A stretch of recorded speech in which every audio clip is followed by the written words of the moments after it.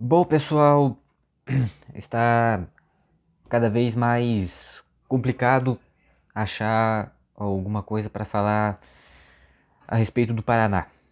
Literalmente está cada vez mais difícil, né? É uma temporada aí que tinha expectativa, né?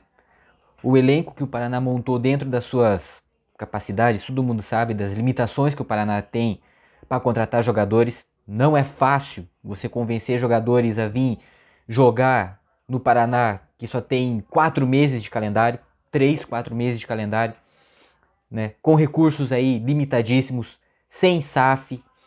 Então todo mundo sabe das dificuldades.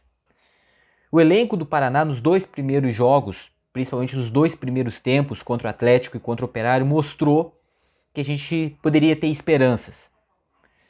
Mas os tropeços parece que minaram a confiança desses jogadores.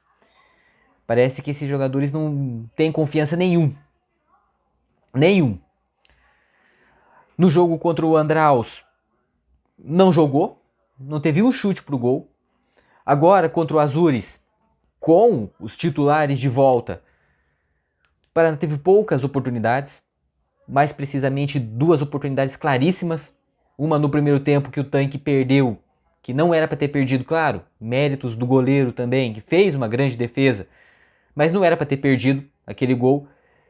E o pênalti que o senhor Gustavo Xuxa bateu daquele jeito. Um chute a meia altura, sem muita força. Isso tem grandes chances do goleiro defender. O Gustavo Xuxa bateu muito mal o pênalti. Muito mal. Tudo bem que as condições do gramado também não ajudaram. Muita chuva em Pato Branco, num campo totalmente alagado. Mas o gol que o Azures fez foi de total inteligência. Porque o Azures entendeu as condições do gramado. O Azures entendeu de que não dava para jogar, não dava para trocar passes, não dava para fazer absolutamente nada. Então o que eles fizeram? Passe de futebol de areia. Sabe aquele futebol de areia? Levantou a bola, tocou, cruzamento na área. Então o Azures foi muito inteligente. Os jogadores do Azures foram inteligentes, entenderam as condições do gramado, entenderam as condições do terreno, coisa que o Paraná demorou muito para entender. Porque o Paraná continuava insistindo em toques curtos que não estava dando resultado nenhum. O juiz interrompeu o jogo, para mim até tarde, né? Ele interrompeu aos 32 minutos do primeiro tempo, quando o campo não tinha nenhuma condição. Eu acho que já não tinha muito antes. Eu acho que o juiz deveria ter parado o jogo antes, mas parou aos 32, o jogo ficou quase 40 minutos parado. O Paraná veio modificado, foi para cima, como eu falei, teve aquela oportunidade do Eduardo Tanque. E enfim, não tem muito o que dizer, né? No primeiro tempo que o Azures aproveitou, fez o seu gol. E no segundo tempo foi um jogo picado, o Azures fazendo muita cera, claro, estava no direito deles. As únicas jogadas que o Paraná teve foi só lançamento para área, só chuveirinho para área. Acertou, acho que uma só, ali no final já praticamente do jogo, um cabeceio, que eu nem lembro quem cabeceou, sozinho e cabeceou para fora. Mas teve aos 19 minutos a chance máxima, né? Um pênalti que o Gustavo Xuxa bateu a meia altura, fraco, e o goleiro conseguiu pegar. Essa foi a única grande chance que o Paraná teve em todo o segundo tempo.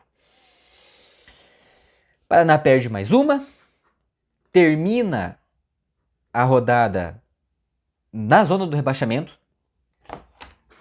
Sim, eu vou conferir aqui para não falar besteira, mas no momento o Paraná termina na zona do rebaixamento, para quem pensava em G8, termina em 11º lugar com 2 pontos.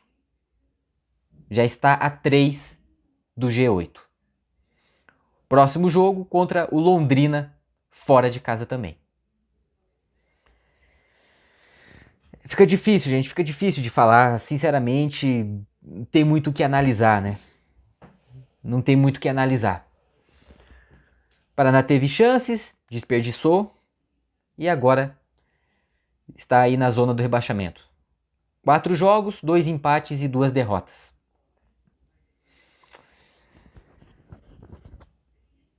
O que a gente pode fazer? Trocar o técnico? Será que trocar o técnico nessa altura do campeonato vai resolver o problema?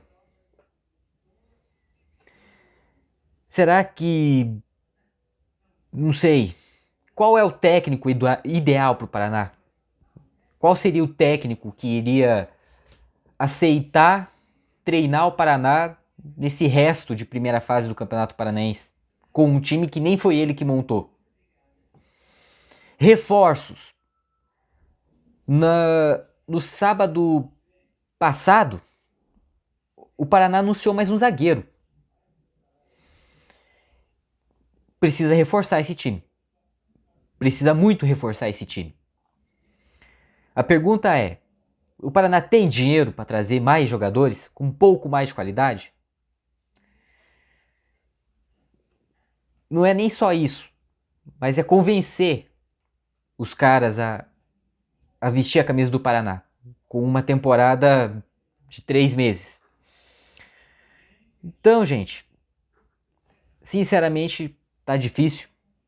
O sinal de alerta não tá mais ligado. O que tá mais ligado agora é o sinal vermelho. O Paraná, se não reagir, se o Paraná não vencer, vai ser complicado, mas a gente vai ter que começar a se preocupar com a zona do rebaixamento. Essa é a realidade do Paraná. Em vez de a gente se preocupar e pensar como G8, a gente vai ter que se preocupar com a zona do rebaixamento. Situação delicada, situação difícil, que, como eu falei, não tem nem muito o que dizer. O jogo foi comprometido pelo gramado, com toda certeza, né? Campo alagado, não tinha a menor condição de praticar futebol, né?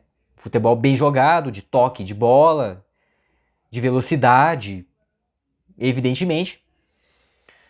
Mas como eu falei no início do vídeo, o Azures soube se adaptar ao terreno. Com relação ao pênalti, é bem difícil, gente. Bem difícil com relação ao pênalti. Porque por um ângulo você vê claramente que a bola bateu no braço do jogador do Azures. Por um ângulo você vê isso, por outro ângulo você já vê que a bola pega na coxa.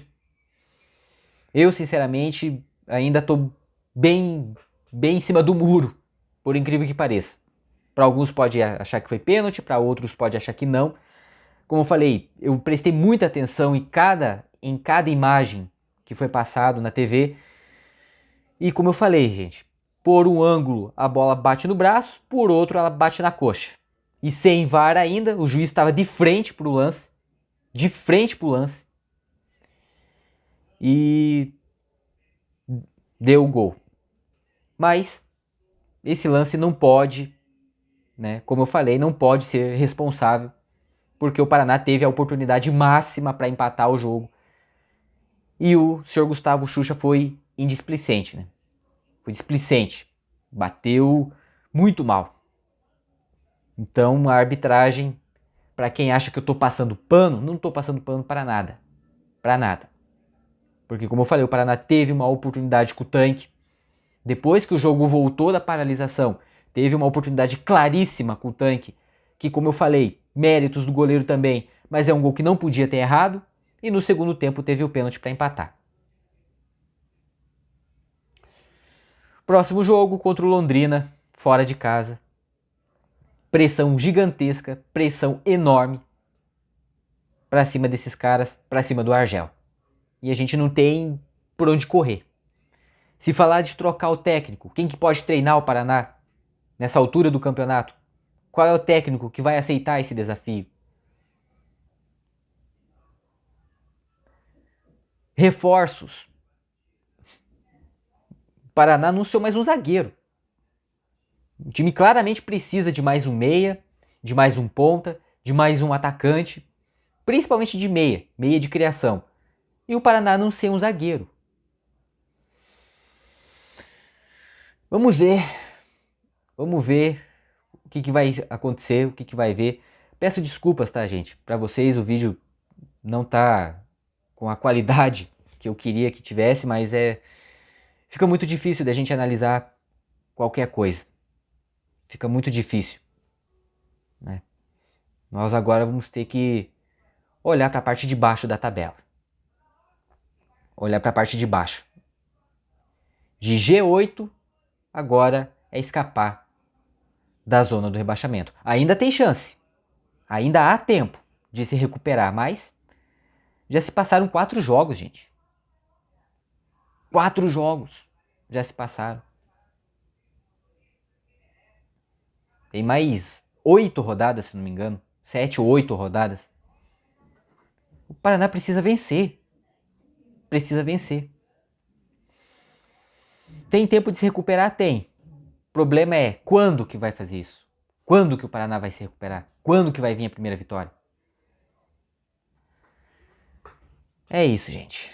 Escreve aí nos comentários o que você achou do jogo e se inscreva no canal, deixa seu like e compartilhe esse vídeo para o máximo de pessoas possíveis. Eu vou ficando por aqui, mas volto numa próxima oportunidade. Fiquem todos com Deus, um forte abraço e até a próxima. Tchau!